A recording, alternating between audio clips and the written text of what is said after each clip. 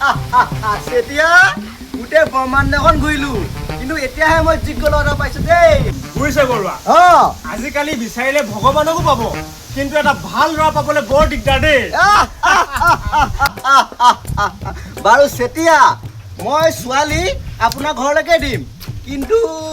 এই ল'ৰাই কি কয়নো এবাৰ সুধি চাবলৈ মন এটা আছিলে মোৰ এই কথা আমাৰ দৰাই ক'ব কৈ দে মই একো নকৰোঁ নহয় চব দেউতাই কৰে নতুনকৈ গাড়ীখন ল'লোঁ গাড়ীখনো দেউতাৰ নামতে আৰু মাটি 50 বিঘা আছে সেয়াও দেউতাৰ নামত আৰু কি আছিল দেউতা চিৰামিল চিৰামিলটোও দেউতাৰ নামত গতিকে মোক কৰিবলগীয়া কামেই নাই বাৰু চেতিয়া আপোনাৰ লগত কথা এটা আছিলে ব'লকচোন দেহা তুমি চাই দিয়া বাৰু চেতিয়া এই বিয় বুলি কৈ দিওঁ কথা এটা হ'ল নহয় কি কথা